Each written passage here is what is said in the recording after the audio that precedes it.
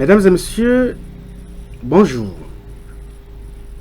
Bienvenue sur notre plateforme d'échange, de partage d'informations, d'éducation, pour nous permettre de prendre conscience de la situation actuelle qui ne nous est pas vraiment très favorable en matière de développement financier, mais qui peut aussi nous permettre de revoir la stratégie dans la mesure où, avec TBC9, nous pouvons corriger les incohérences d'hier.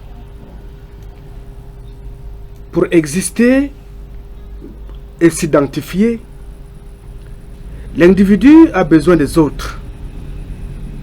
Ce principe permet à un spectateur de s'identifier à l'acteur pour en juger la conduite qui nécessairement stipule 3 paliers. D'abord, les règles de justice qui en découlent son impartialité. Et ensuite, l'issue de conventions consacrées par l'habitude et la légitimité, par leur utilité sociale. Et enfin, celles qui ont pour objectif de faire d'une pièce, comme TBC9, la dévastation ou bien la détermination de réduire la pauvreté en matière sociale et d'engendrer le déploiement d'une nouvelle conscience collective en marche vers l'abondance financière ou bien en marche vers le bonheur. Pourquoi le bonheur? Parce que tout être humain a tendance à toujours vouloir accéder à son bien. Et le bonheur est le bien de l'homme. Il est donc dans toute action, dans tous les choix, la fin que nous visons en vue de laquelle nous faisons tout le reste. Sans bonheur, tu ne peux pas jouir d'un mariage. Sans bonheur, tu ne peux pas aspirer à quelque chose d'honorable. Sans bonheur, tu ne peux pas être une personne qu'on peut respecter. Parce que sans le bonheur, en effet, nous n'en finirons pas de désirer. Si nous désirons quelque chose, si nous désirons changer l'aspect de la situation actuelle qui ne nous honore pas à cause de la pauvreté, c'est parce que nous voulons tendre au bonheur. Et avec l'identification de l'acteur au spectateur, le jeu mimétique et spéculaire se généralise, assorti d'un sentiment de culpabilité, sans que le désir d'acquérir au-delà des besoins soit condamné. C'est-à-dire la distinction de la valeur d'usage et de la valeur d'échange permet à normaliser la passion d'acquérir et de justifier l'inégalité des possessions. Peut-être vous trouverez que je suis beaucoup plus théorique. Je voudrais aussi un peu abréger cette théorie communicationnelle.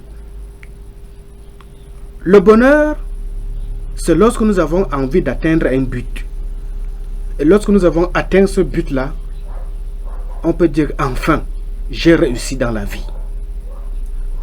Tu peux enfin sourire et dire que oui, Dieu merci, j'ai obtenu ce que j'ai voulu avoir. Mais nous sommes dans une société capitaliste. Qui dit capitaliste dit argent. Qui dit argent dit économie. Et lorsque l'économie au sein d'une société est plombée par la rareté de la monnaie, il est difficile de justifier son bonheur.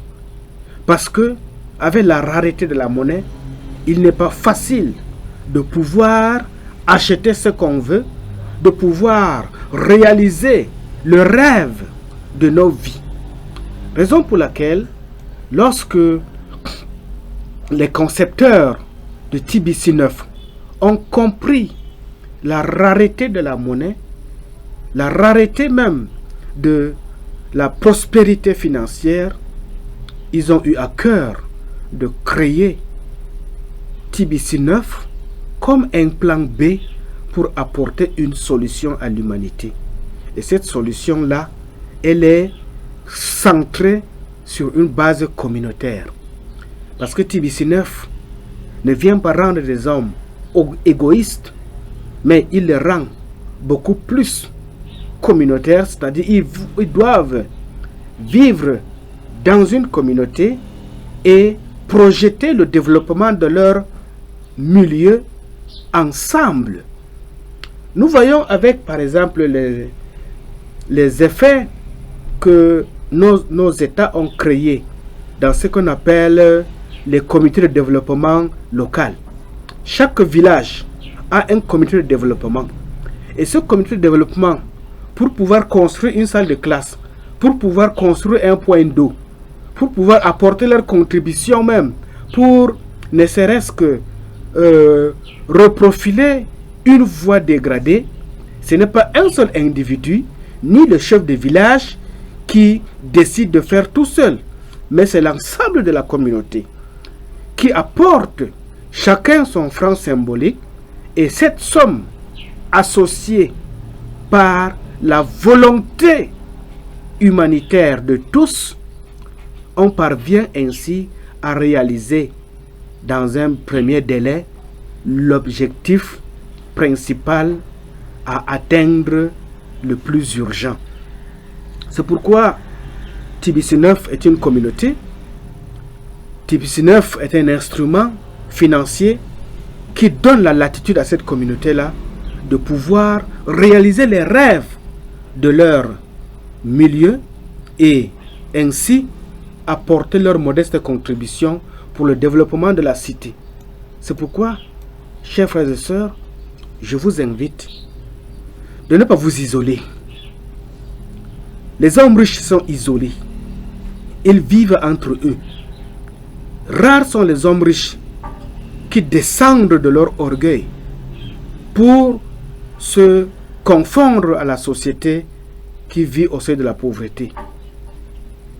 Alors, c'est cette classe de bourgeoisie qui rend l'homme égoïste, qui rend l'homme orgueilleux, que à travers TBC9 nous voulons briser.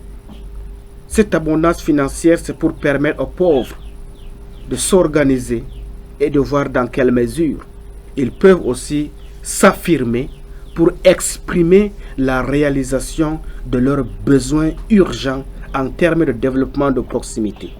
C'est pourquoi, mon frère, TBC9 n'est pas une secte. TBC9 n'est pas un organisme qui détruit les fondamentaux de la société africaine ou bien les valeurs africaines, mais TBC9 vient seulement renforcer la sociabilité africaine.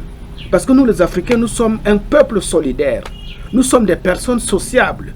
Mais il nous manque quelque chose qui nous coûte très cher. Cette chose, c'est quoi? C'est l'argent. Nous avons besoin de l'argent pour pouvoir être beaucoup plus coopératifs, coopérants, pour mettre à jour notre esprit de sociabilité. Et cet esprit de sociabilité-là qui nous amène toujours à dire que en Afrique, lorsqu'il y a pour un, il y a pour deux, il y a pour trois. Et pourquoi il y a pour deux ou il y a pour trois? C'est parce que nous sommes un peuple qui nous aimons. Et cet amour-là nous amène à nous entraider les uns les autres. Et à travers cet esprit qui nous caractérise, TBC9 vient ainsi renforcer nos capacités de solidarité. Si vous m'avez saisi, merci. Bienvenue au sein de la communauté. Et ensemble, nous ferons de grandes choses pour notre continent. Merci.